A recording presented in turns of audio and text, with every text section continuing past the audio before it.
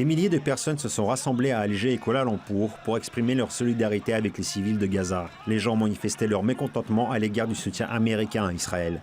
Entre-temps, dans la province palestinienne d'Hébron, les gens descendent dans les rues avec des drapeaux et des portraits du président russe. La population s'oppose à l'agression israélienne et à la guerre à Gaza. La Russie, quant à elle, a appelé à plusieurs reprises à une désescalade du conflit israélo-palestinien. Des centaines de manifestants pro-palestiniens se sont rassemblés à Paris et à Barcelone pour exprimer leur colère et dénoncer les bombardements sur la bande de Gaza. Ils ont appelé à cesser de prendre pour cible les victimes civiles.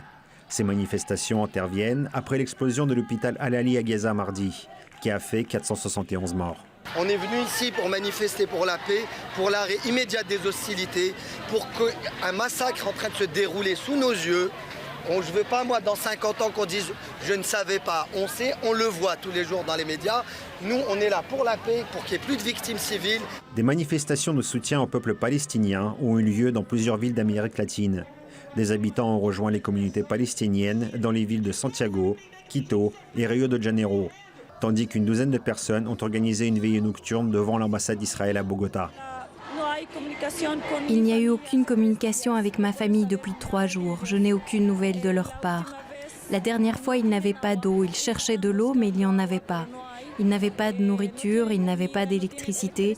Tous les 3 ou 4 jours, quand nous devions nous contacter, je craignais à tout moment d'entendre de mauvaises nouvelles de leur part. Des manifestants pro-israéliens se sont rassemblés sur la place du Times Square à New York pour exiger la libération immédiate de tous les otages détenus par le Hamas. Le sénateur démocrate Chuck Schumer et l'ambassadeur d'Israël à l'ONU, Gilad Erdan, ont assisté au rassemblement. Ils ont assuré Israël du soutien politique, militaire et financier des États-Unis.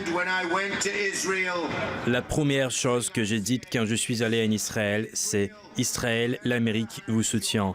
Nous n'allons pas vous abandonner, nous n'allons pas partir, nous allons nous battre avec vous, côte à côte, jusqu'à ce que la menace du Hamas soit totalement éliminée.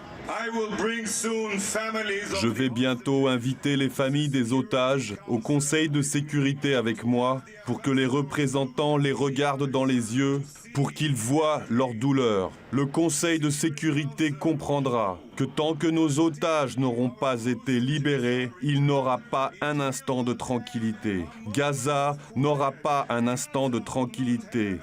Gaza n'aura pas un instant de tranquillité tant que nous ne les aurons pas ramenés chez eux. Et nous le ferons.